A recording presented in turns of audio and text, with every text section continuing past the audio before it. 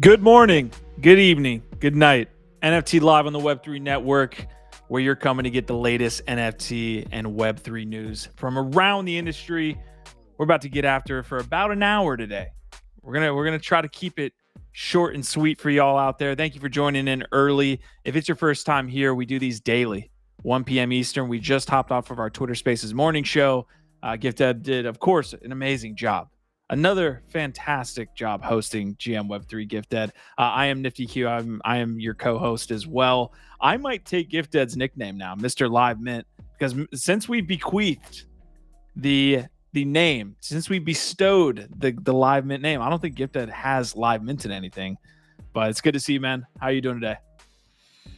Yeah, I mean, bear markets hit different, you know. Sometimes you gotta calibrate. It was that cock punch that that uppercut to the groin that really got me, man. I think I sold that thing for 0.15 or 0.14 after live minting it for 1.6. Yeah, man. It's talk about taking L's. Anyway, happy to be here with you. Trying to steal my nicknames, trying to hone in on my nicknames over here. That's okay. Yeah, it's going to be a big day. We're going to make it a big day. It's Monday. We're happy to be here with you. Remember, none of this is financial advice. It's always important for us to say that every day, every chance that we can, Q. For your safety and for ours, just know this is not financial advice. I got some sun. My nose is a little red and pink. I was out at the beach yesterday, had a big weekend. I did my first ice plunge, Q. I don't know if you've done that. Oh, yeah, I've done it. That's awful. It's great for a hangover. I'm sure, but I don't know. Like the people that like doing that every day for like 5 minutes or something. I did it for 2 minutes, and that was 5 minutes. Some people do it for like there's 5 seconds. There's crazy people out there. I did it for 2 whole minutes, and I don't know if I ever want to do it again, but I did it. Your boy did it. Also met a really cool music artist named Elijah Blake, who I'm like already a fan of, and got to hang out with him and watch the fight with him at the Woodman here. Okay. Anyway, big weekend. Yeah, huge weekend. Look, we've got a ton of stories. It's Monday, so usually the weekend happens, although it does feel like Web3 does not function as much. Maybe people are touching grass. Maybe projects don't want to announce on the weekend. So we come back almost from like a Friday to an early Monday news dump. It's like by far our most like news heavy portion of the week when I look at the dashboard. But before we do get to the PayPal news, before we get to Little Lemons, I've got Base, I've got Crocs and Doodles, I got Rec League, some more information from Enway Games, that project that is in collaboration with Yuga Labs. Before we get there, I've got 2 fights I want to talk about. One, who do y'all have? And I'm dropping it in the chat. I am creating a poll for this. I want to know if you have Elon Musk or Mark Zuckerberg. Now, there are differences in height, there's difference in weight, but there also is a significant difference in mental stability during a fight, which is why I'm choosing Zuckerberg in that fight. I think Zuck is like an absolute psychopath. I think he will do anything in that octagon, floor. He's dying on that floor. That's Zuck, in my opinion. He's also pretty yoked, but GiftEd has some measurements. I guess he took some measurements here over the weekend, and he's saying opposite. Yeah, I mean, we brought out the old tape measure to try and assess what's going on here and get a better handle on the odds, the overs and the unders, if you will. Who's going to be tops? Who's going to be bottoms? That's what we're trying to figure out. But there is quite a differential in the size of these two people, but also in the skill potentially, which is why this could be a great fight, if not only one of the biggest spectacles of our entire lifetimes, which Jesus, easy. It would be if this actually happened. But here's what I was able to figure out. Mark Zuckerberg, not a very big man, only about 5'7", somewhere in there, around 155, maybe 160 pounds. He's definitely been packing on some muscle. If you've seen recent pictures of him. So let's put him at like 160 pounds. But he's not a big man. 5'7". That is not a big man. But he definitely has been packing on some muscle. And also, most importantly, Most importantly, he has been training for the last several years with like top MMA fighters. You can see him there with like Israel Adesanya. I don't know who the other dude is, but he has been actually like apparently he wants to build his own octagon in his backyard, and his wife's like, nah, stop it. What are you doing? So he's like serious into MMA, down the rabbit hole, been training with the top fighters in the world for several years, and just looks like, he's not a big guy, but he looks like a beast. And then you have this man who comes in at, a hefty 6'2". I think they actually have him at 6'1.5". Is it an MMA fight or is it a boxing fight? That's a great question. If it's okay, so hold on. Elon, he's 6'2", almost 6'2", and he weighs probably close to 200 pounds. I think he's probably been losing a little weight, so maybe he's around 195, 190 pounds, but I think he's probably close to 200 pounds. Almost 6'2". Hold on, Prodigy's saying that's Alexander Volkanovski, by the way. So cool, right next to Adesanya. But go ahead. But the point here is that when you're in a fight, like, this is why they have weight classes, because normally you do not pin people that have a 40 to 50 pound weight differential and that much size difference, because when you've got the reach and you've got that much additional size and weight behind you, the amount of damage that you can levy is just different in general. So Elon has a big advantage in terms of size and reach, probably. But of course, again, Zuck looks like he's in much better shape and is much better trained. And so if it's an MMA fight, I think that it goes to Zuck easy, because I think that he's going to be able to tap him out. I think he'll like arm bar him or get him in a rear naked choke and use his jiu-jitsu skills that he's been learning from these top martial artists and be able to submit Elon pretty easily. Like that's what I think. I think in like 2 to 3 rounds, Musk is not going to be able. He's going to get winded super fast, and Zuck's going to be able to submit him. That's an MMA fight.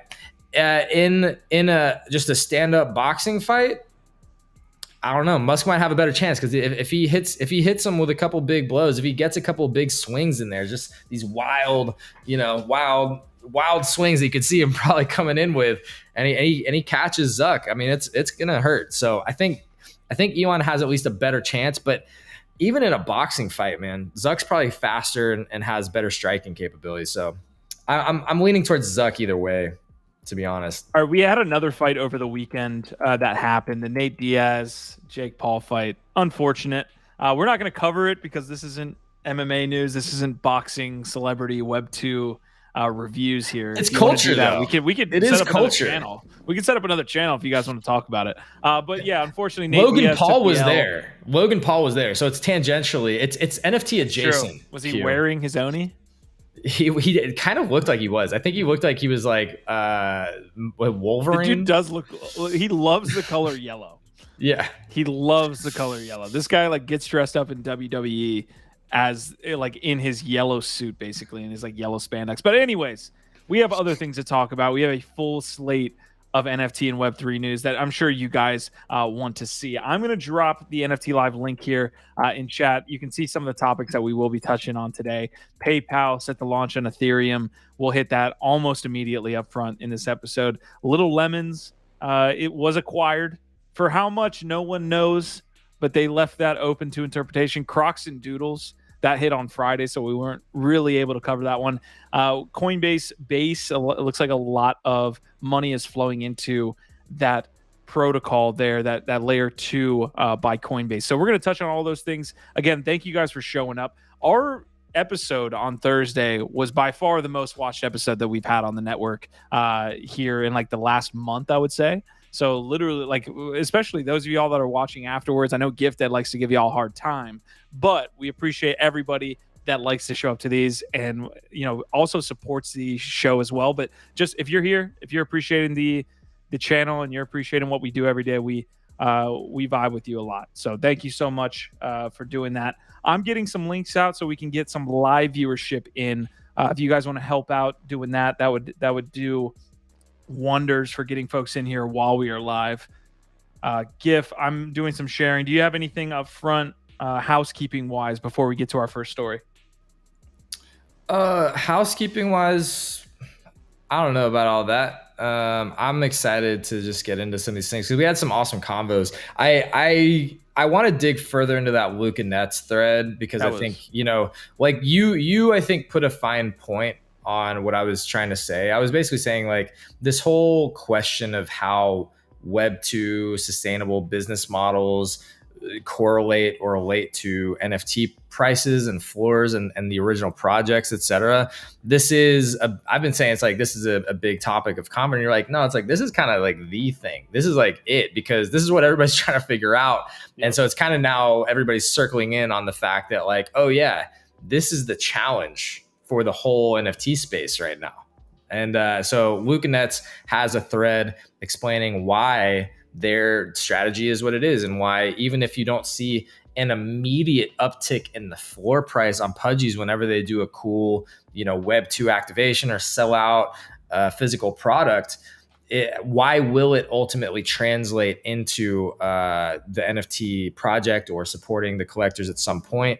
And so we started to dig into that a little bit. We didn't get all the way in, but I love this conversation. And I'm sure it's going to be one that we continue to have over the coming months, maybe even years.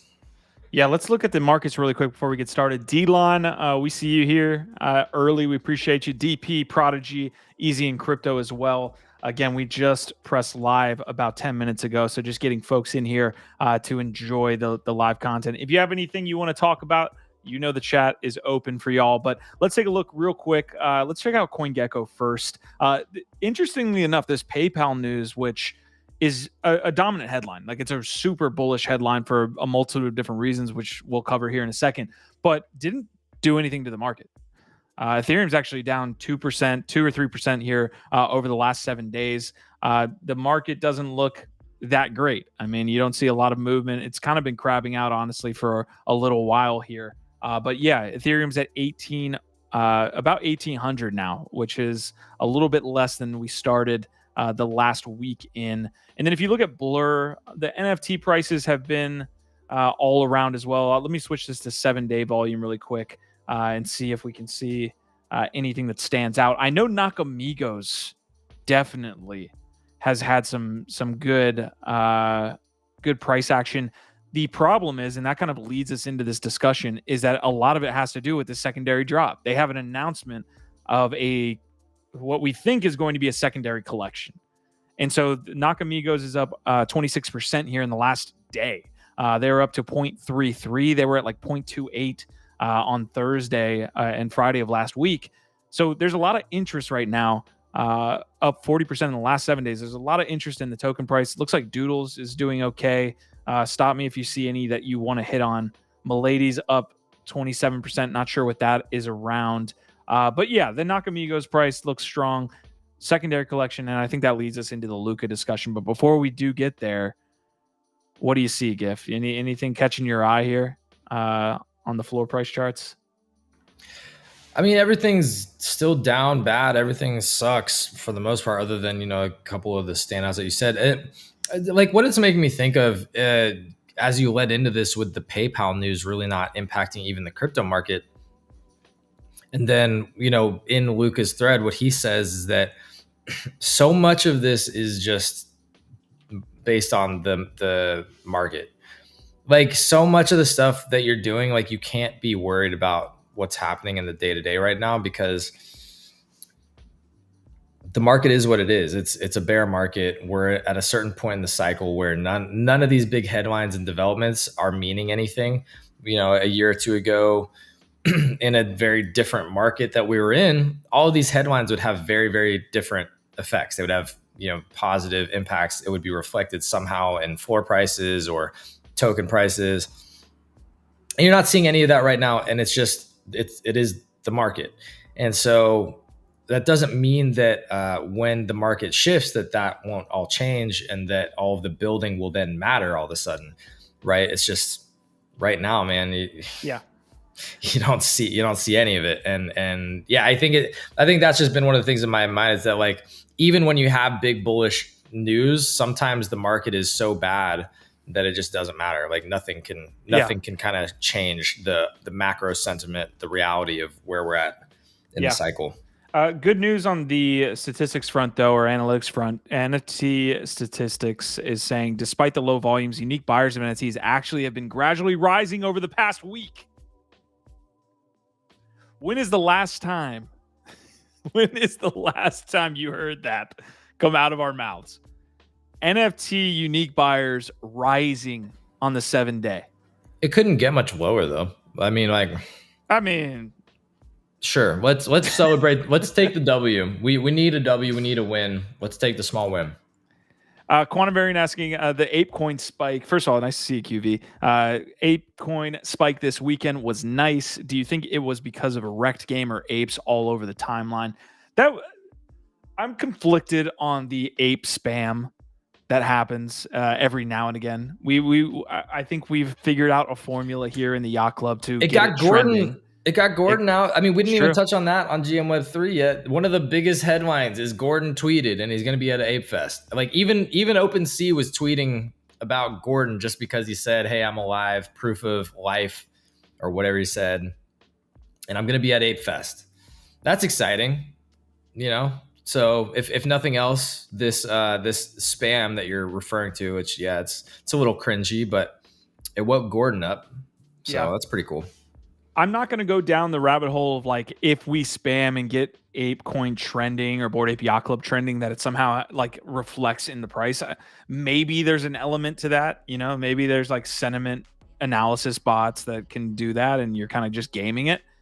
I think more it was kind of a lagging thing with Rec League, and that has been beaten down a ton too. Like, don't even get me started on the rabbit hole I went down with ApeCoin staking and trying to figure out where this all stops, right? Because essentially we've been on a downward trend. We held around 4 for a little bit. We like trended around 350 to 450 and we were crabbing out there. But ApeCoin has been considerably down. A lot of that has to do with the way that they're handling staking, let alone the ApeCoin DAO and what is happening there and what transpired with the special counsel and all that stuff. So there's not a lot of like, I would say that I don't want to say that there's not a lot of positive news because there is. Rec League, that game that we were talking about, is the mint is going to be in only ApeCoin. So that could be probably just a lagging spike there that you saw on ApeCoin. But we're kind of back down to the same levels pre-spike. So we're at like 180. I don't even want to look because, it's been pretty much trending downwards for a long while now. Yeah, we're sitting at 180 exactly. It's the market, fam. There's no liquidity coming in. Yeah. That's just... I think it's kind of like almost like all of these questions of like, why did it do this? It's like the answer for almost all of it. I'm just like, yeah, it's the market, man. We're just at this place. Yeah. I think a lot of people held ApeCoin to like in that standard of blue chip, and it's clearly not right now. That's the difference. Is like Polygon, Ethereum, although they're beaten down, don't get me wrong. Polygon, Ethereum, even some of these like other protocols, these larger cap tokens are not being hit as hard as ApeCoin. And I think it has a lot to do with staking, QV. Like I do. Quantum, you got a point there. Apes know how to spam like no other. Yes, they do. All right, we are going to hit this Luca Nets thread. And what you kind of have to... Gifted did a great job explaining and laying a little bit of the foundation. This is the most important thread in NFTs right now. And essentially it was Luca responding to someone that was saying, stop treating NFTs like stocks. Stop thinking that revenue and a successful business model will lead to NFT price floors increasing. And really, go up. If anybody is in this space at this point, if you're collecting NFTs, you believe in some way that NFT will not be worth 0 at some point. So this thread is related to you if you are interested in NFTs, if you have bought NFTs clearly, if you're an OG, whatever. This is the most important thread happening right now. So let's dive into it. We didn't get too far into it in GM Web 3, so we can dedicate some time here. So Gary is responding, and let me see what tweet he was actually responding to, because he's saying, stop treating PFPs like stocks. If Pudgy sells a lot of toys, holders make 0. If VFriend sells a lot of cards, holders make 0. If Doodles sells a lot of Crocs, holders make 0. You aren't a shareholder. You don't own a security. You have no upside in their Web 2 world. So my initial take on this, and I actually responded before Luca blew up this thread, was that everything he's saying here can be turned on at any point. If a team wants to get super innovative and wants to allow some type of holder or some type of revenue to be held back or brought back to holders, they can do so. The issue, I think, is regulatory. The issue is no team wants to do that. The issue is no one's making any money. So there's a lot of issues why this hasn't occurred yet, but that doesn't mean that it's not going to occur into the future. But this is Luca's take back to it, right? He's saying this is terrible. In the below thread, I will explain to you why this thought process is fundamentally wrong and why this take is incredibly bad. So while we go through this thread, folks, if you are here and you're listening, I'd love to get a live comment on what we're discussing here because it's super important. If you're here after the episode, leave a comment there. I want to give a shout out to the commenters actually that have been leaving a ton of comments post episode. All right, so his first tweet here, or his first post on this thread, says, to consolidate my thoughts clearly, we're going to identify 6 points that directly support why building a globally recognized brand is a best path to accruing value for the NFT holders. He goes up first to talk about marketing, and you can tell this is almost like thesis level blog level. So NFTs are finite resources. More demand equals more interest. Your NFT will naturally accrue value. Any of the initiatives in the quoted tweet above will and do require marketing campaigns to drive them towards success. Everyone wants the instant conversion, but in the depths of the bear, that won't happen. In a hyped NFT market, all of these announcements creates huge interest and demand, which ultimately accrue massive value to the NFT. Today, not so much. Are we alone in this? No. There are a ton of amazing L2s that are making huge announcements that 2 years ago would add billions and billions to a market cap in a day. Today, some of these announcements hardly move the needle. It's interesting because we're actually seeing that with Ethereum, even right now with the PayPal news. Every asset class in a bear market shares the same characteristics. We are not alone. Regardless, NFT demand and value accrual starts and stops with your ability to market and grow top of the funnel. Growing the top of the funnel on marketing solidifies the IP, which is the NFT, as a culturally demanded yet blockchain secured scarce asset. Over time, your top of the funnel will trickle down into NFT collectors. If you know what you're doing, check out my NFT value accrual funnel here. That was a lot. That was a ton of words. I'm going to keep my thought on this super simple. The element of time is super important here. And so I was using in the GM Web3 Morning Show the Pokemon or the Magic the Gathering example.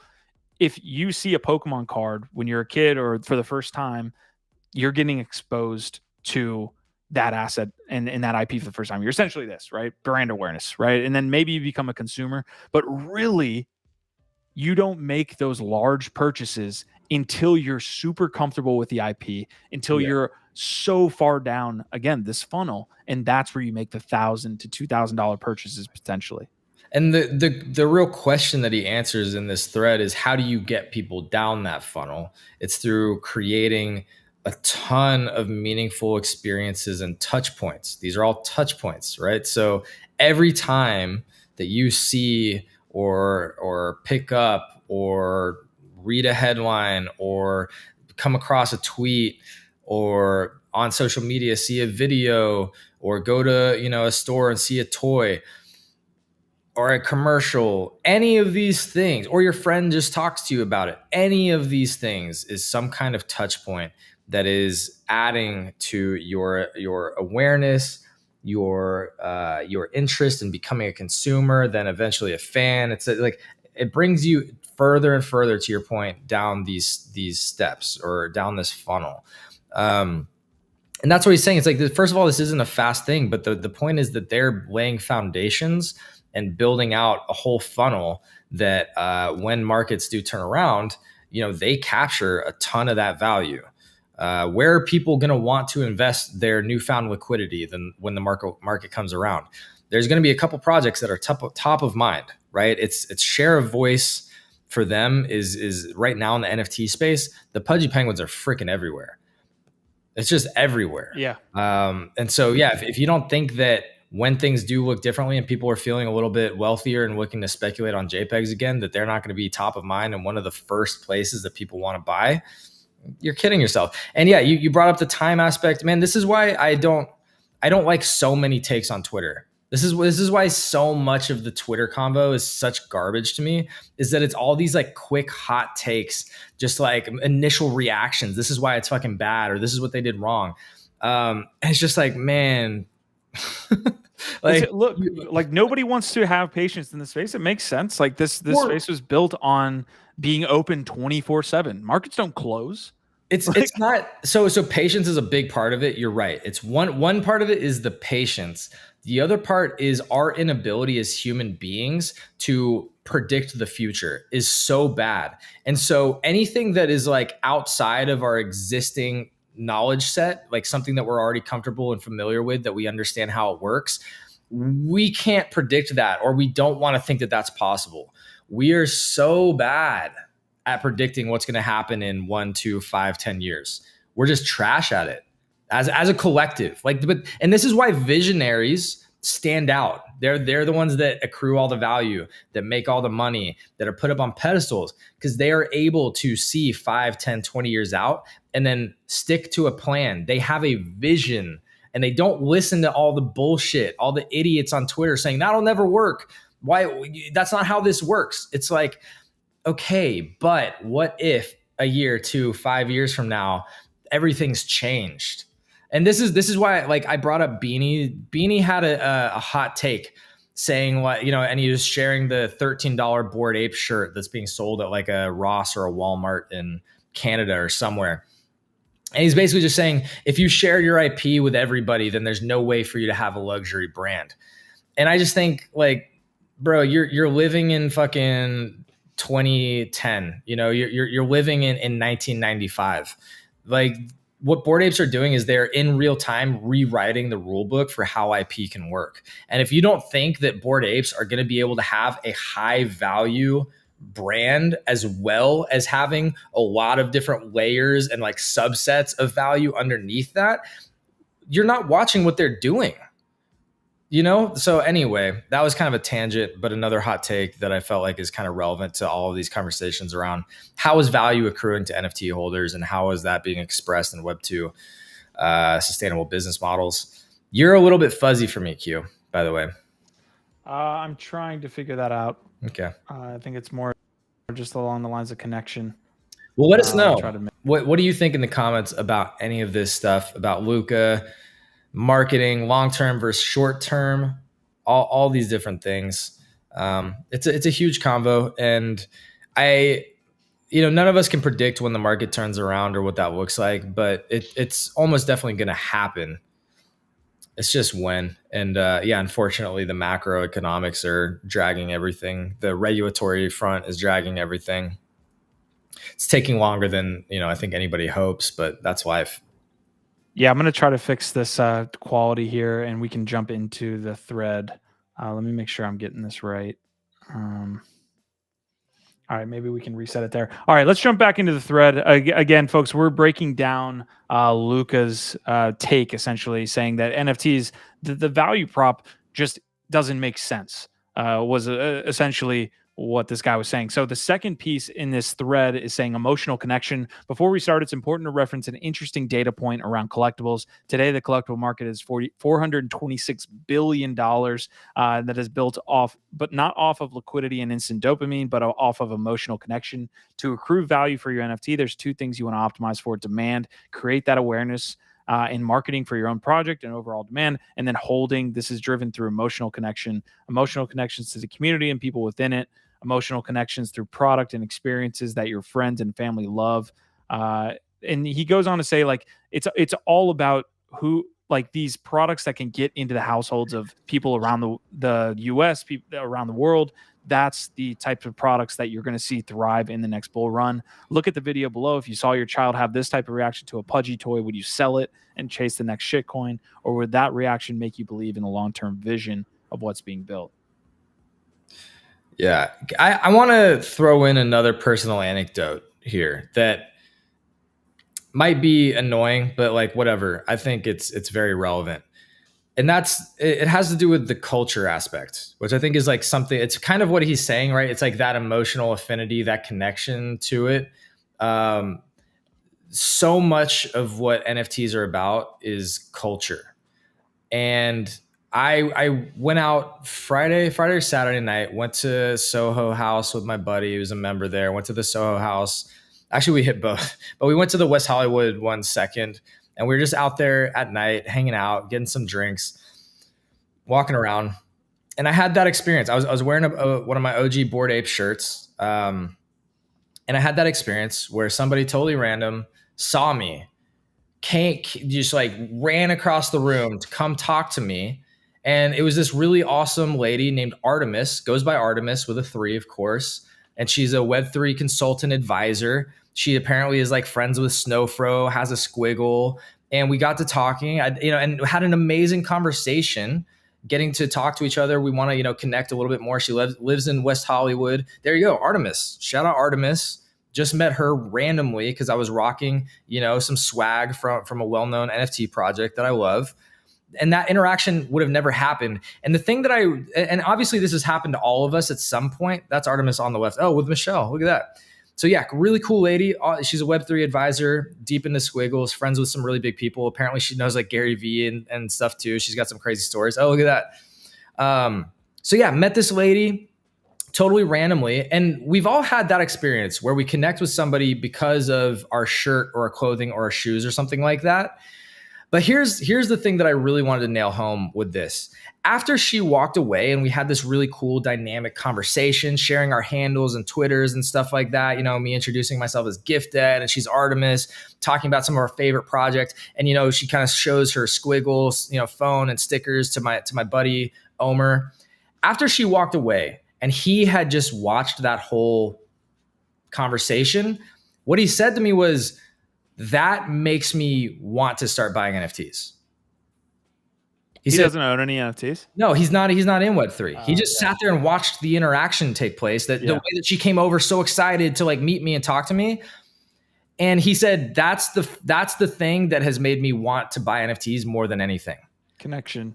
It's that culture, the connection. Yeah. It's being part of a club. It's like, dude. And so, yeah, anyway, I just thought that was relevant. Yeah, no. I mean, it's one of his, like, I think he brings up 6 here. I think he like chose this carefully. He probably could have most, but number 2 is emotional connection. So it makes sense. This is probably the easiest to call from a perspective of saying like what you should not do and what you should do as an NFT collection. But all sustainability is saying is that if you cannot find a revenue stream and therefore are trying to increase your runway by dropping a derivative or a secondary collection drop without increasing the demand, without like if people aren't beating down the door for your secondary collection and you drop one, you maybe increase your runway for another year or 2. But in that time, you've completely demolished the value proposition being laid out by Luca here, which is that you are destroying unless you can somehow use those funds. And I think that's probably what the argument would be, Gif, is the team will say, oh, we could use that $1 million or we could use that $2 million to then create more demand, and then people want to buy it. The problem is in the short term, you're gutting your initial community. Your floor price will go down 20-30%. I think this is where the Nakamigos conversation comes in.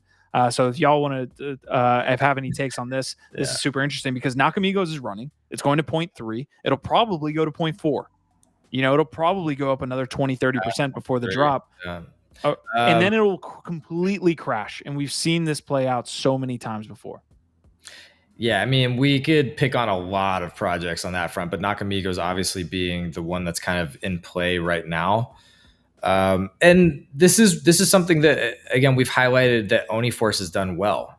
Oniforce so far has not diluted their original project. And I think that anything that they're going to do expansion wise, they're going to be paying very, very close attention to that from what I can tell. It's one of the things that continues to make me bullish on them because having talked with the team, understanding their perspective and what their values are, I know, like I feel pretty trusting that the Oniforce team isn't going to just launch another sort of mindless, unnecessary expansion project to cash grab. You know what I mean? Like I just don't think they're going to do that, which is what a lot of projects do. And it makes me even more bullish on them. Nakamigos, I think you're probably right. Like not financial advice, but the way that you talked about it and the way that we've been highlighting it so far is that we've seen this before. Like we've seen this situation. There will probably be a lot of buying the rumor, a lot of hype and some build up, floor price increase. number go up until the snapshot or the drop, the airdrop, whatever happens. And then you'll probably see a dump on All right. the original collection. Easy and Cryptos talking about your story meeting Artemis, saying that's dope, GIF. Good to see you here, Easy, as well. All right, the last 3 points, and we'll just fly through them. Touch points are basically, like, summarize. This is essentially saying, like, look, the more a NFT collection is doing right now in the bear market, although it doesn't have any reflection because there's no sentiment, there's no volume. There's no That if they liquidity. create these touch points, like you see with Pudgy Toys, that in the bull market, these will be things that they can touch on that will essentially drive up that sentiment and that increase. The more touch points you have, the more you can point to and say, hey, look, like, this is a legitimate project. This is, they're building all these different things. Experiences, I think we've touched on that. That kind of goes in, honestly, with touch points, in my opinion. But creating these free experiences, these events are super important. The game is an interesting one too. This is the last one that he touches on. I mean, I could just essentially, like, I don't really want to dive into a whole nother one because we have other topics to get to. So what he's saying here is essentially that, like, most people don't understand that a lot of NFT purchases in the last bull run were not just retail. And just like you see with Bitcoin and Ethereum here in 2023 being more institutional led, that you will see funds trying to acquire these different projects via these NFTs. So you actually do see some institutional buy side stuff happening with NFTs, and that will continue into the future as they become more the norm. So you'll see funds with $100 million say, you know, I'll buy $5 million worth of Pudgy Penguins, or I'll buy $500,000 worth of Pudgy Penguins. I mean, how much would that do? Just in the sense of, like, a floor price of sweeping a floor, quote unquote. But right now we're very retail focused. I think what he's trying to say is there are institutions that are going to get involved with this stuff and have.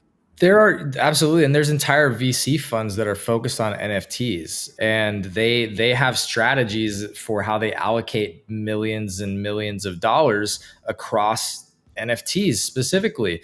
And one of the ones that I was listening to, I can't think of his name right now, but he was basically saying that initially, excuse me, their strategy was 50-50. 50% of the fund would be allocated to, like, the high end established, you know, so you think the Ringers, excuse me, Ringers, CryptoPunks, Fidenzas, etc. And then the other 50% would be allocated to new projects, to the purely, like, speculation. And they recently, because of the way that the market's gone and their learnings, etc., they reallocated. So now they're only 30% new projects, because so many new projects have been such trash. They're basically saying, like, it's become even more risky. So they're kind of de-risking a little bit or hedging a little bit more towards the more established projects. But what's the point? The point is, you're right, Q. There's and more of that institutional money is going to start to come in as digital art establishes itself more and more as a valuable, viable asset class, which it is. Again, if you don't think things like CryptoPunks, Fidenzas, Ringers, etc., are getting, like, big money interest right now, Yeah, I could see it flowing into NFT art more soon than something like PFPs. That's a really good point. But those things are correlated. Yeah, and there's a funnel there. Then again, it trickles down. So yes, you might initially want to be a gateway drug. Hey, yeah, it really is. We all know that. If you're here right now, you know that's true. But yeah, if you got a fund and you're speculating on how to get ROI, not just store value, but actually drive ROI for your shareholders, you have to have some of that allocation towards new projects. I love that. All right, we're going to hop in. I know we spent a lot of time on that Luca Nets thread, but that, I feel like, is an important conversation to have. I mean, it is the conversation everyone's asking. Is this stuff sustainable? Luca Nets, obviously founder of one of the largest PFP projects, says it is. So there is some bias there, but I think a lot of his points were well made. Guys, if you like what you're hearing here, feel free to join the chat. I'd love to hear a little bit more chatter there happening with the topics that we're covering. But also leave a like if you're here afterwards. We love you guys. Let me do this right now because we have seen an uptick. Like I said, the Thursday episode was, like, one of the most popular episodes that we've had on the channel in the past month. There was a lot of comments here that I want to touch on, and I just want to highlight you guys for being a part of that combo, because it is supporting us. Like you think it is, you might think it's not, but it actually is. So it looks like Biggie actually got on top of it too, with Choina, Cam Taylor, Jay Dietz, and Wolf Tangs. I believe that's Benja. They're all commenting and doing that post episode. So I appreciate you guys a bunch for tuning in. All right, this is not specifically Web3 related, but we like to cover culture, as Gift Dead said. So we had a Kai Sanat, who I don't follow there on Twitch. I think he's a Twitch streamer, but correct me if I'm wrong. But he's essentially a streamer, like huge personality, huge influencer, saying that there was a giveaway in, I believe, New York City there. Yeah. And apparently it led to a riot. Yeah, it was like an impromptu giveaway. There was only like a day or two. It wasn't organized. It wasn't meant to be this crazy, I don't think. And it got out of hand. Also, real quick, shout out Sarah Script. Love to see you here. And man, you've been absolutely killing it. Sarah has been just continuing to just absolutely kill it over on X with her content, her awesome illustrations and calligraphy, and just the content that she makes. So shout out Sarah Script. We always appreciate seeing you here. But yeah, this is just some of the video, and I have a take on this that nobody's gonna like.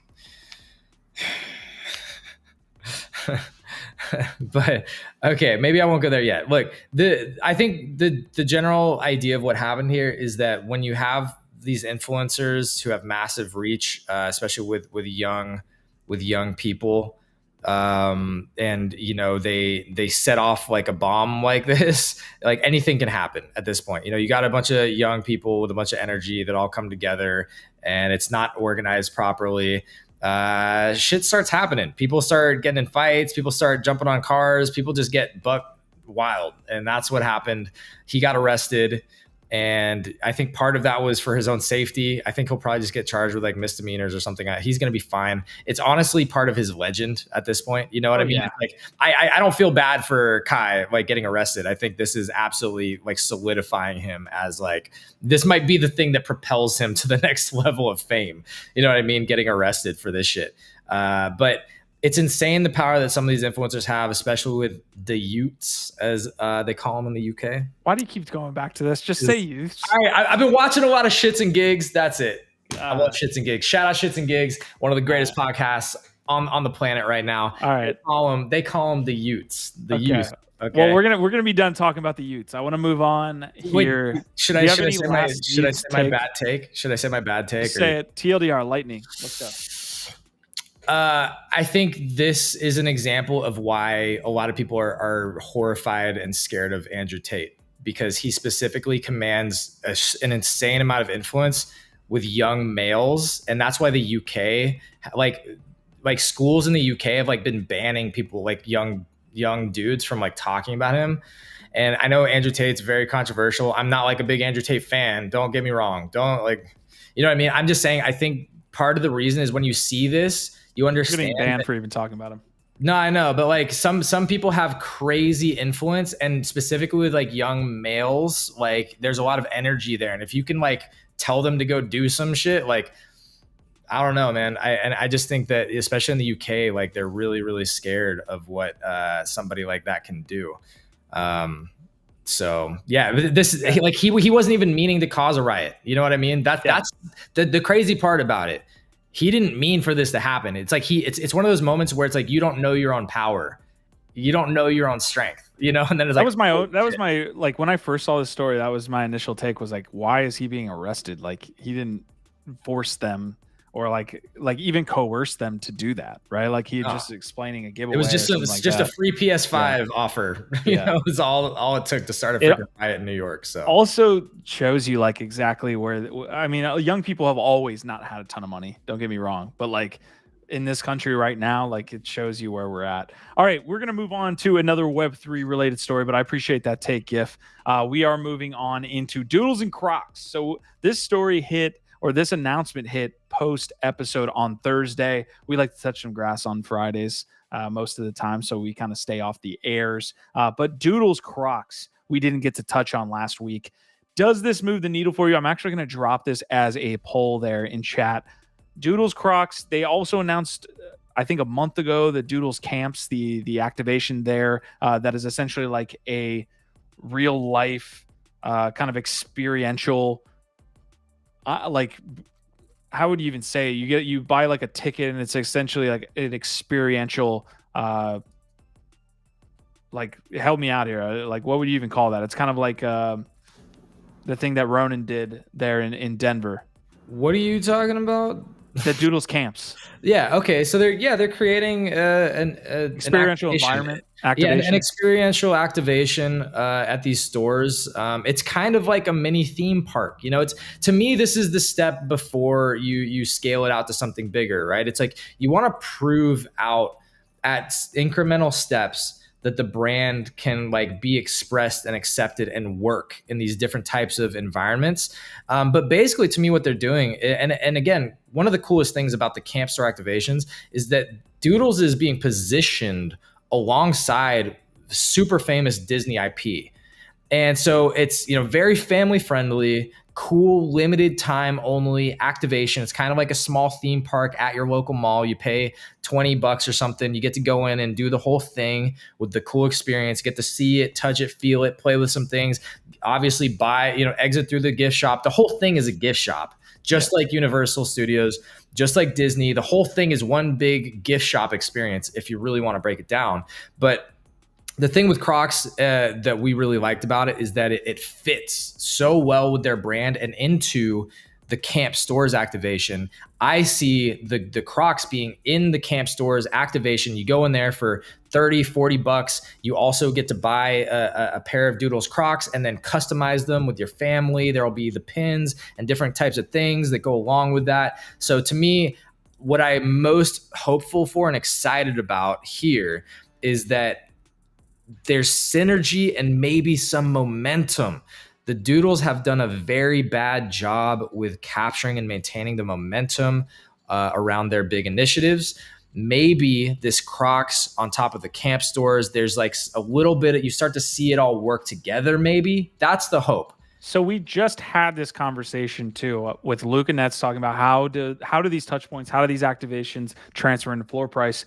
Pudgy's actually has done extremely well in that environment. Like, for whatever reason, and this gets to like almost a subjective or kind of like into the nether talk in my opinion. Like, you can't lock it down, but Pudgy's has the vibe, and Doodles just hasn't captured that. And so what you see is a difference in floor price by like 6 or 7x. And there's some supply things in there as well. I need to look at both the supply, but Pudgy's doing well, Doodles isn't. They're essentially doing a lot of the same things. But that, again, how, I mean, they are. Like, you need so they have Doodles vinyls, you got Doodles merch, you got Doodles camps, you got, go ahead. So, okay, there's a couple things, and you're right. Like, I agree with you. And it comes down to, first of all, like, execution, but the brand product or product market fit. That's what I'm trying to say. Product market fit. They're trying all these different things to figure out where is there a product market fit. And then they also need the execution to actually fulfill on these cool things that they're doing and do it really, really, really well. I think Pudgy Penguins, they have a product market fit. They found something that resonates with these cute little penguins and the way that they're expressing those in their different toys, the places that they're putting it. I think, again, like, I don't think that has anything to do with floor price. What I'm trying to get at is like the reason why DeGods and Pudgy Penguins are where they are. I wasn't talking about floor price. I was talking about more about the success just with the retail Web 2 stuff. Yeah. No, keep going then. Yeah, I just, my whole thing is, I even sent, I don't know if you saw it in our Discord message, but I even sent the Frank DeGods interview, which is a great one. I'll drop it for you guys. If you guys want to understand like what I'm trying to encapsulate, Frank went on a 2-hour-long podcast and talked about the past of DeGods and where he sees PFPs and what they did for DeGods that worked and what didn't. And he basically said like releasing product didn't work. And like doing all of these like weird existential like things people couldn't understand actually led more towards sentiment increase, more towards buy pressure. I feel like we are having two different combos though. You're kind of talking about the actual physical products. I'm talking more about floor price. Yeah.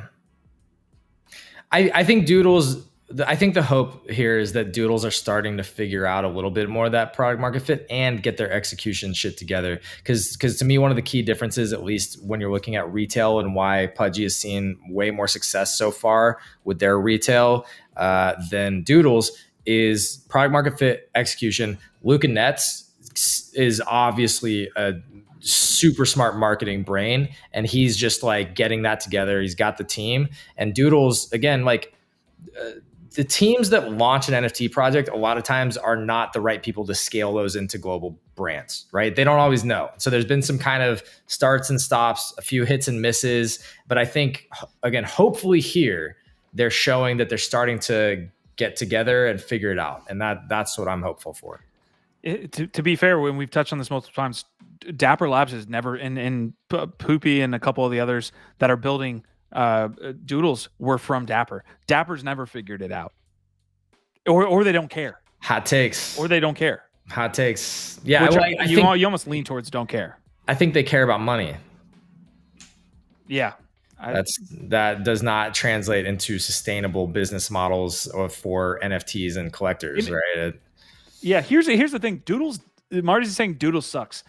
This is the issue. I think Doodles is awesome. Like Doodles is one of the better IP. What doesn't suck, Marty? I know. Dude, I know. Let's not get sucked into this. You're right.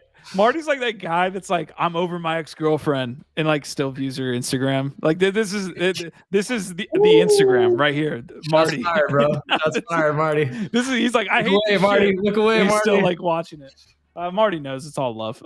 But dude, here's the thing, like the IP, the way that they branded it, I like the art. Like don't get me wrong, like it just stands out, right? And they've been able to do some things. Doodles doesn't suck.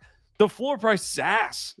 like people are down bad. And not saying that like people around the space aren't down bad, but Pudgy holders aren't down bad. As God's holders aren't down that bad. Azuki holders weren't down bad till they were. Yeah, that's a whole nother can of whoop ass. All right, so I'm gonna put that poll in chat. Does the Doodles Crocs partnership do it for you? Does it move the needle? Do you like it? Are you getting some?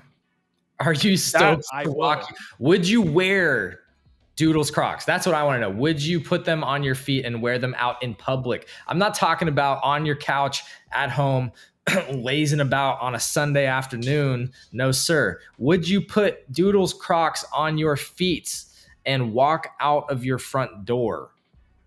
That's what I want. Listen, I better get something for being a Doodles holder. I bought a fucking gold doodle at like 10 ETH, man. So I don't want to talk about it. All right, complete with shoes, wearables, and you think you're getting airdropped here? We don't know. It says arriving August 2023. No way.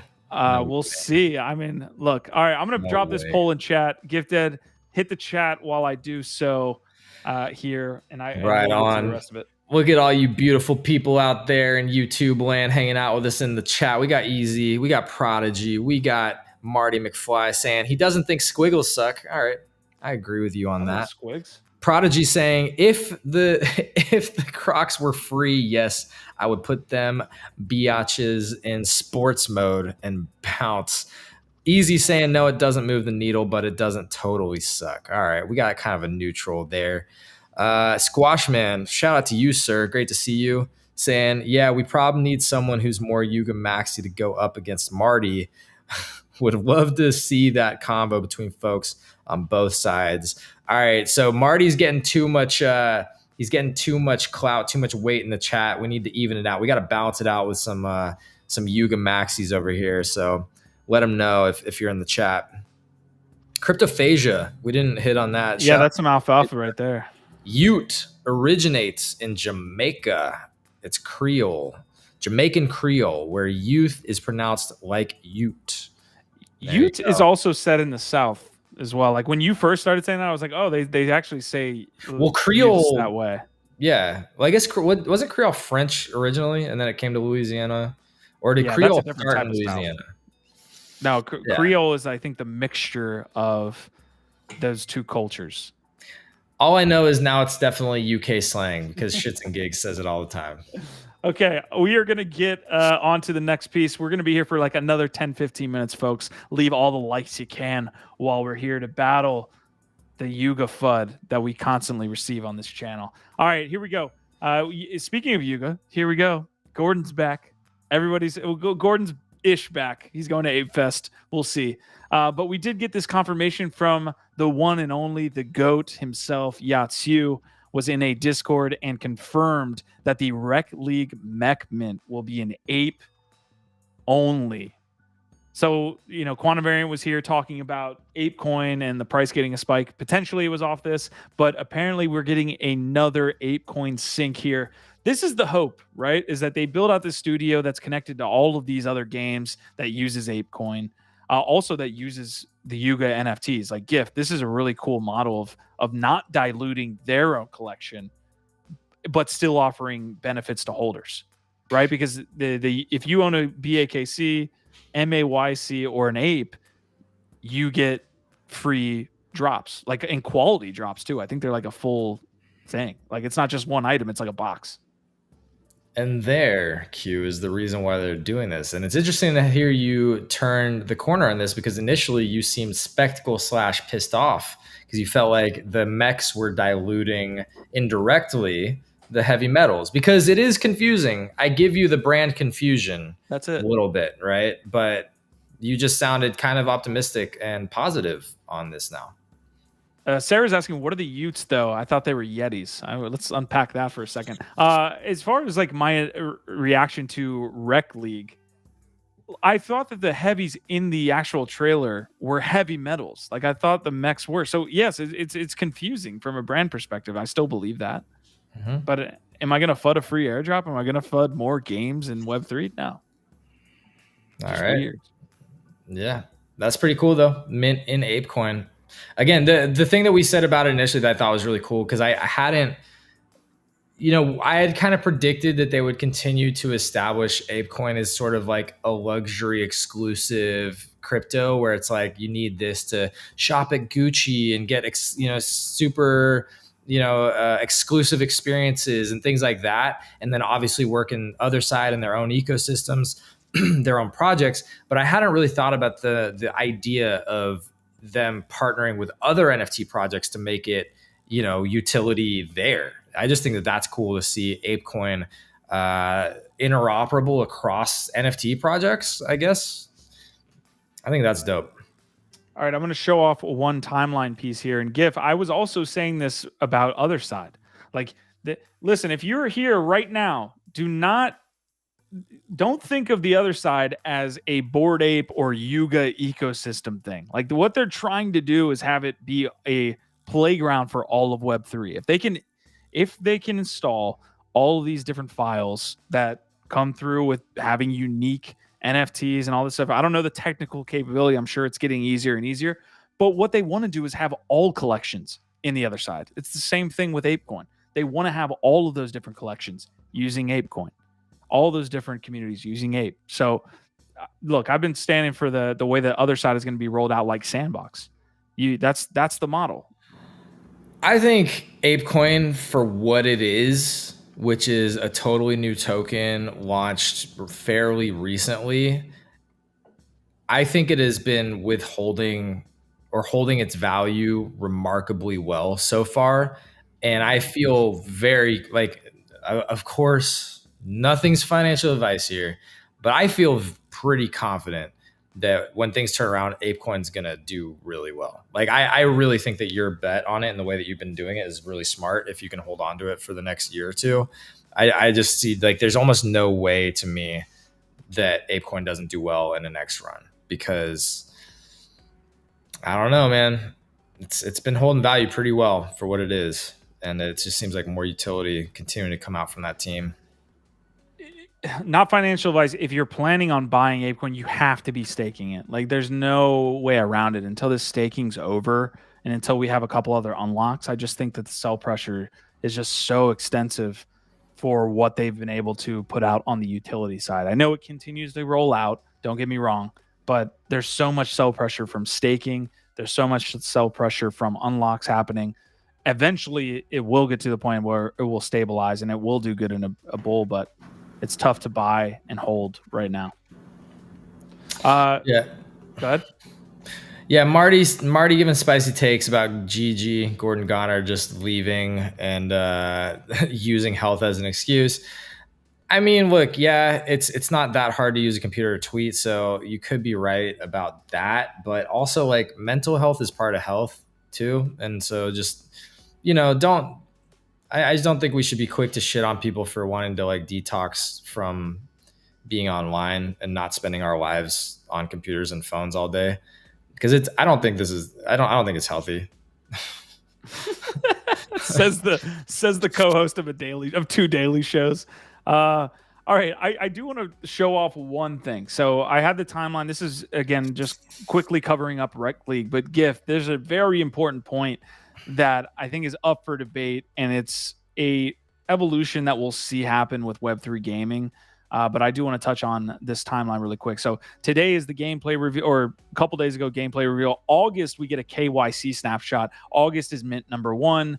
And then August is also going to be Coda claims, box rarity reveals. We get more claims throughout the rest of the month, I think. And then September is box opening, first gameplay access, and leaderboard tournaments. So September is really when the gameplay starts to get accessed. Q4 mint number 2, high stakes mint number 3, and League Champions Cup, which will probably have a very spicy reward there.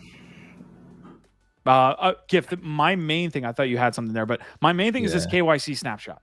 So TLDR, the way that this is going to work is that if you want to be in the mint, it has nothing to do with the claim for the Bored Apes or the NFT asset holders that are going to claim. It has to do with whether you're going to try to mint these assets to play the game.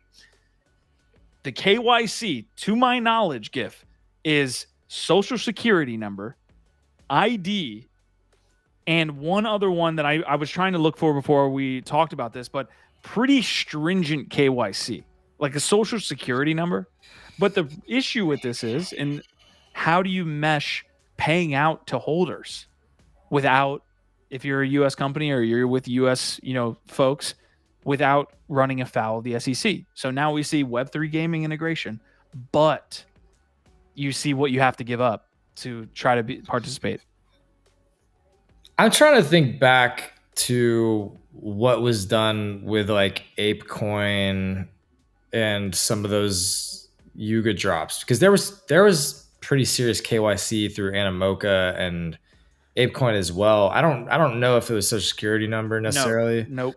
Yeah, I don't think that was card, it. I believe. But I imagine that having that KYC process is a big part of why Yuga has felt so confident to keep moving forward the way that they are. Right? They probably feel very comfortable that, look, whatever types of like regulatory clarity is needed, blah blah blah, we're doing our best to KYC and do things as properly as we can, etc. I just feel like it's par for course if you want to be participating in a lot of these bigger, legitimate companies and what they're doing with Web3.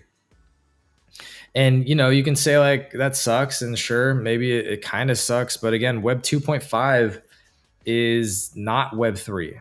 Most of these brands, these big companies, they don't want to be fully decentralized. They want to be legal. They want to be secure. They want to be doing things to abide by whatever regulation is coming. And so I'm not saying it's cool, like, hey, I would love to give my social security number to anybody and everybody. No, I think that sucks. But I just take it as like, that's how these big brands and companies are going to do it, fam. Otherwise, like, they're not going to be in business long. Like, they can't be offering expensive assets and things that payouts specifically, payouts things that might resemble securities in some regard or whatever it is. They can't be doing any of this without KYC. And so I just don't know who the people are that are like still out there thinking that any of this could happen from a big brand or a big company without a KYC.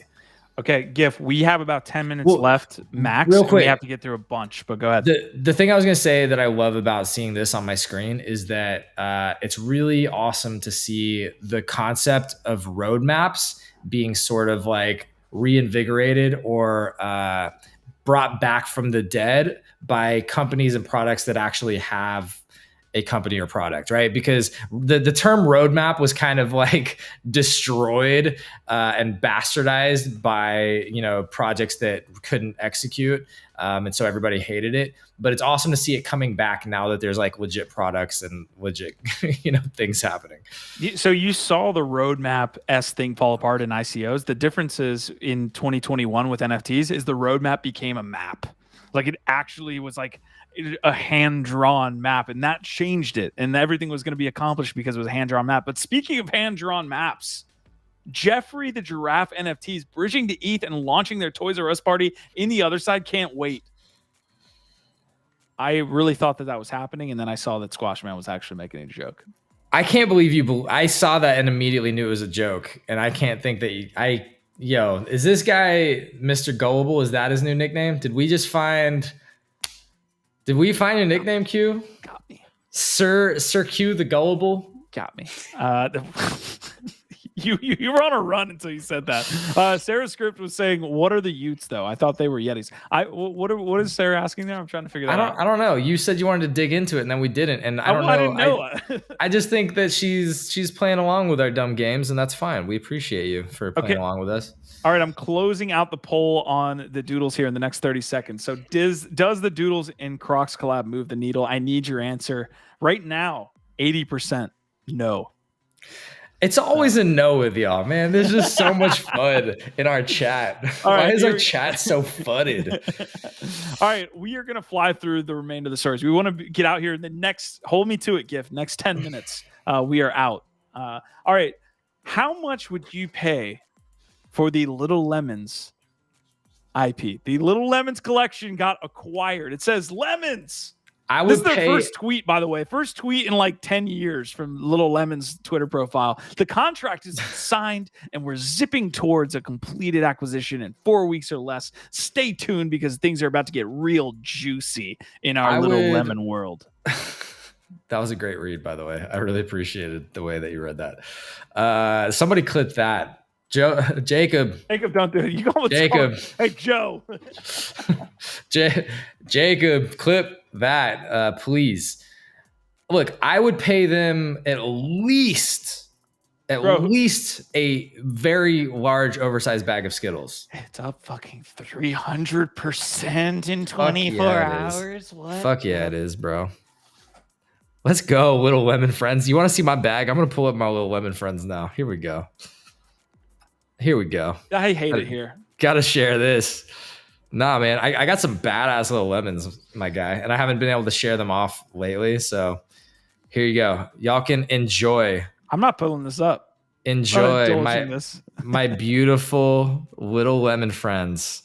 I started collecting the suit boys. I got some awesome suits. I got a nice old man with a blue hat and a twisted mustache. I got the mustaches. Can you click into these to see if we're up? Are we up on this now? No, just click into it. I want to see the last purchase. I want to see what you bought these for, GIF. Activity. Don't hide it. You know where to go. You want to see the pixel version?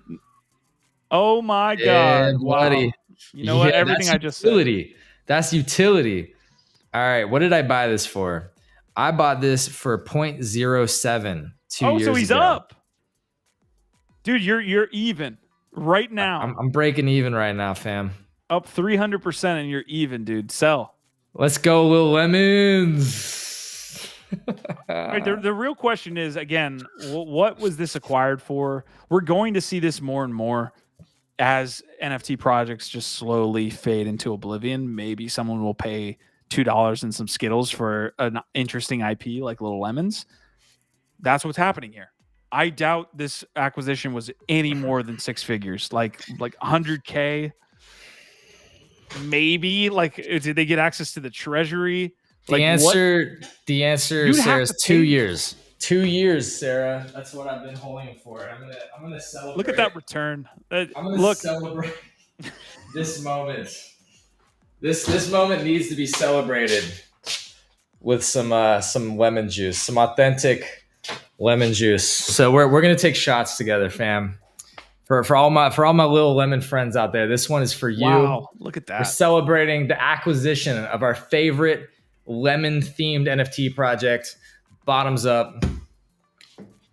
Slancha. Woo! That's How'd that fucking taste? sour as fuck. You should put that in your eyes before we go live each day. I'm a lemon head now. Let's go.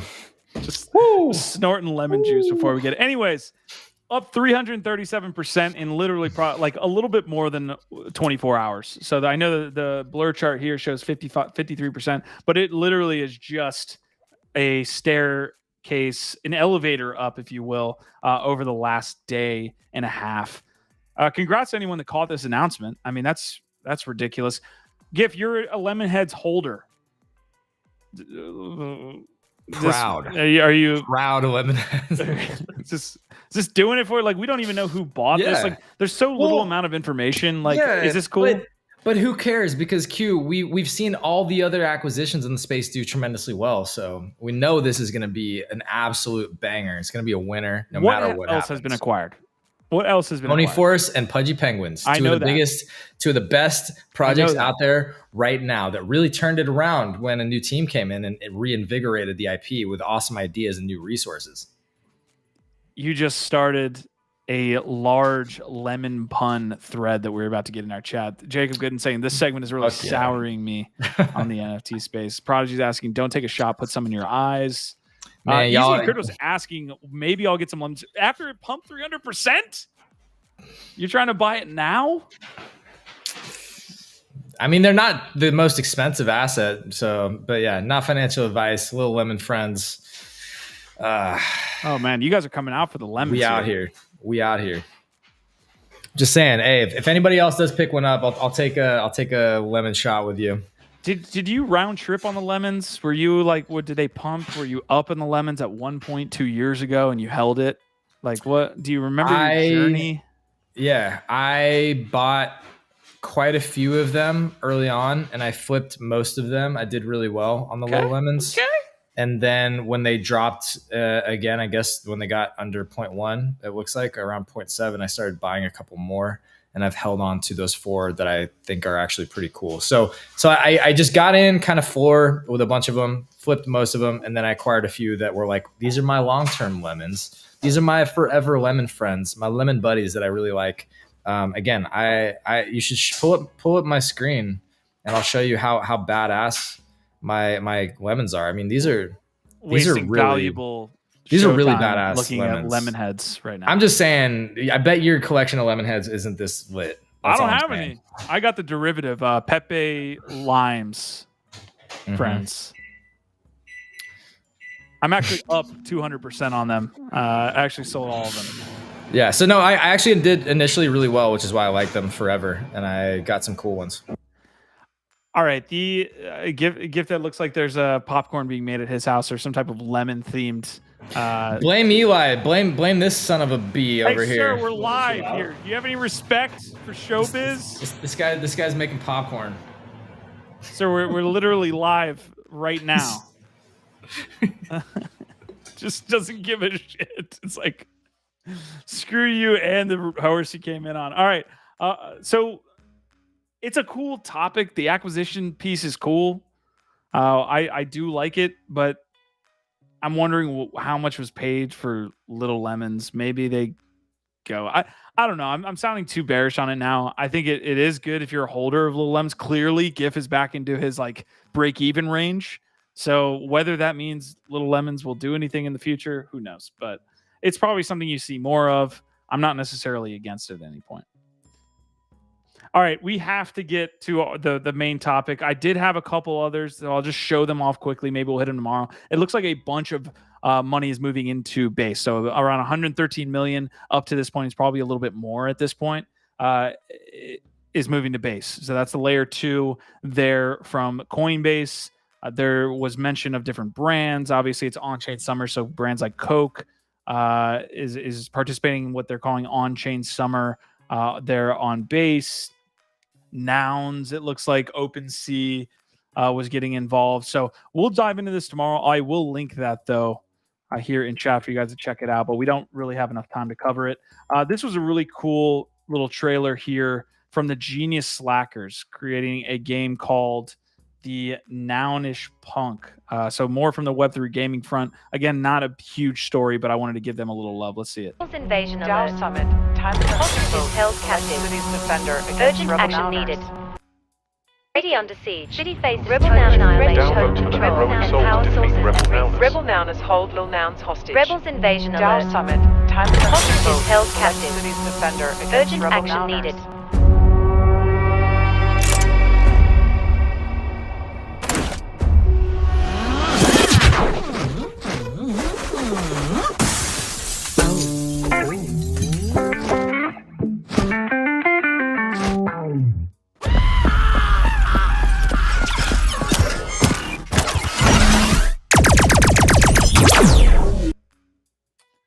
All right, so that was Nownish Punk. It looks like a new game from Genius Lacquers, a Web3 gaming indie gaming studio.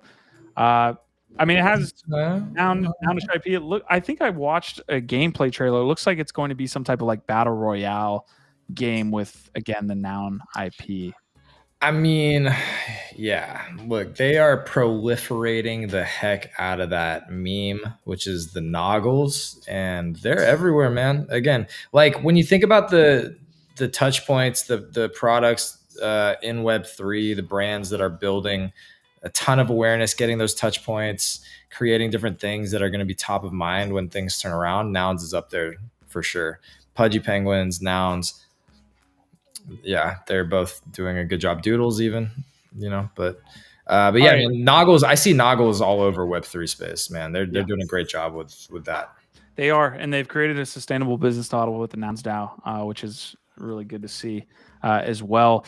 All right, other than the Little Lemons getting acquired, which is by far the largest story that we've seen in Web3 history up to this point.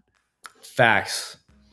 And it has a lot to do with, again, gifts bags are looking pretty nice at this point as well, based on the announcement. Huge. I got like at least like 0.15 ETH in there somewhere.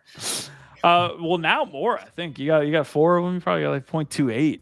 So you're moving on up. All right, here we go. PayPal launches stablecoin on Ethereum, citing shift towards digital currencies. This news broke while we were essentially live on GM Web3. Like it was this morning. We didn't get a chance to like look at it over the weekend, so we're kind of diving into it for the first time with y'all. But this is the biggest news of the day for the most part, other than also the blocks interface being absolutely trash every time we go to it. I love how we started the show with doing a deep dive into a long-winded Twitter thread and like reading off giant blocks of text instead of the biggest headline of the day, and we're ending with it. So this is that was the biggest. Luca Net's thread was the best part of the day. You're right. This is more Web 2.5. We're talking about those Web 3 heavy degens. This isn't bass backwards at all. I love it. All right, let's talk PayPal. Let's do it. Oh, thanks for adding all of that, Gift. That really added a bunch to this conversation. Helpful. Silicon Valley-based payments firm PayPal announced it is launching a US dollar stablecoin in conjunction with Paxos. The digital token will be pegged to the dollar and gradually made available to PayPal's customers in the US. Paxos will issue the coin labeled PayPal USD or PYUSD. Issued on the Ethereum blockchain, will be fully backed by US dollars deposits, short-term treasuries, and similar cash equivalents. The shift towards digital currencies requires a stable instrument that's both digitally native and easily connected to fiat currency like the US dollar, said PayPal CEO Dan Schulman. All right, folks, let us know. I'm closing out that Doodles thread as well, but let us know. What do we think? PayPal, USD, Ethereum. Payments, transfers, value, love. What do we got? I really liked your point about it being on ETH. Like they could have built a lot of other places. Why did they choose Ethereum? Seems bullish. Seems like seems like just having better tech as your selling point is not enough for an L1. That's what I think there. So anyway, I like that you called out that this is actually a really big win for ETH. But also to me, the thing that's maybe most interesting about this, besides the fact that yes, there's a lot of retail money that can, maybe start onboarding here, specifically through things like Venmo. I use Venmo.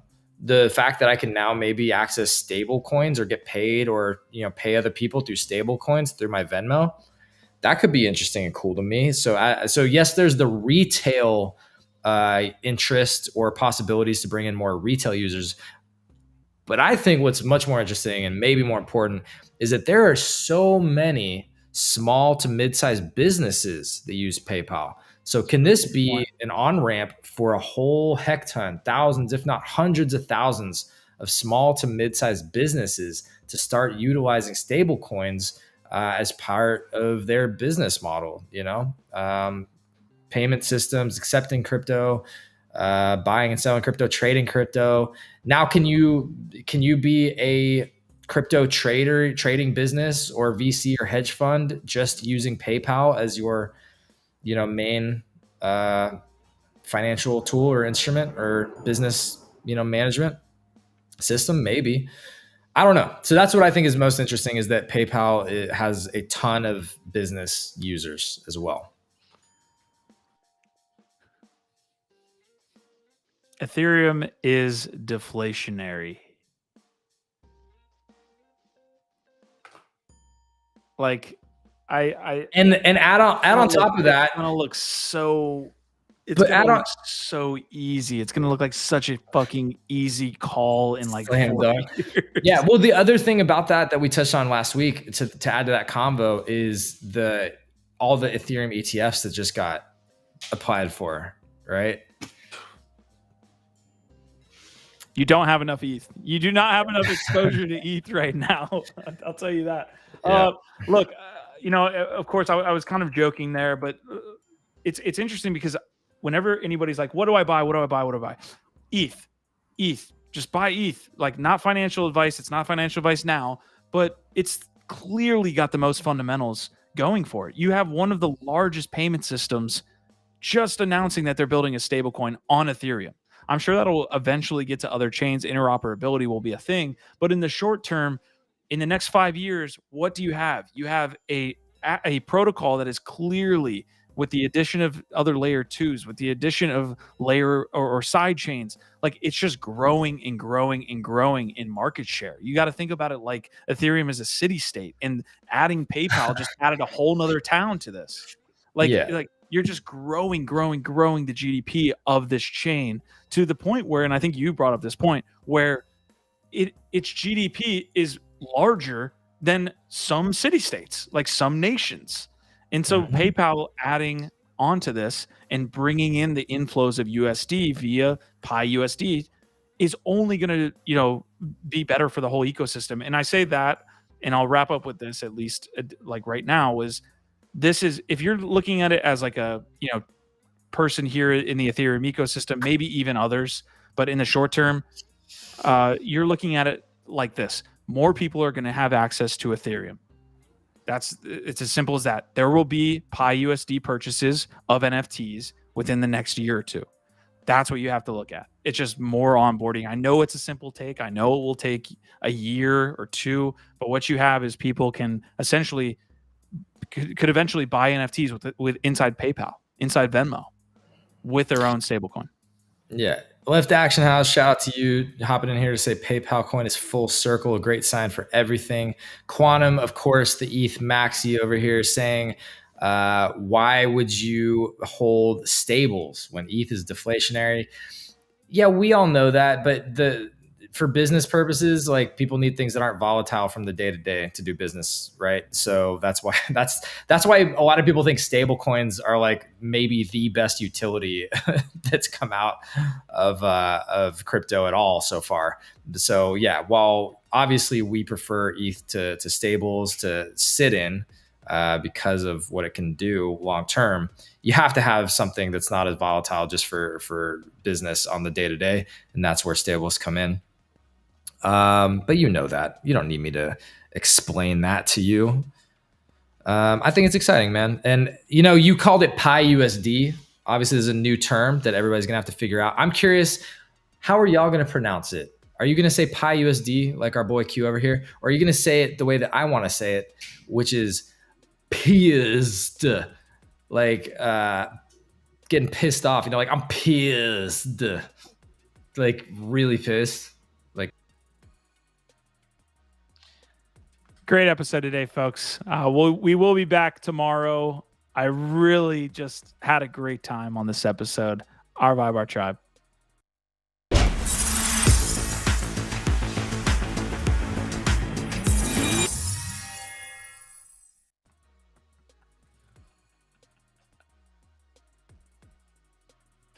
wait, are we still live? I thought you actually ended the show. No. I was about to just like, I was done. I was like, that was a great ending, actually. Pissed. Pissed. I'm pissed. You know? All right. I think we truly do have to end the episode. I think Gifted is potentially having a stroke. So we are going to get All out that of lemon here. juice, fam. Let's go. Are you sure Eli doesn't want to continue to make a full 9-course meal while we're live before we end the episode? Yeah. Young Eli is cooking. He's always cooking. All right. Sounds good, man. All right, folks. Great episode today. We will be back, of course, tomorrow at 1 p.m. Before you leave, smash the like. If you're here for the first time, you're watching it afterwards, definitely sub to the channel as well. We're here every day, 1 p.m. Eastern, and Gifted hosts the GM Web 3 show every morning. You can find the link there in the description. We do it on Twitter Spaces. So thank you so much, Gif. Send us out, man, with a shout, I guess. Will Lemon Friends up. Let's heck and go. Our Vibe, our tribe.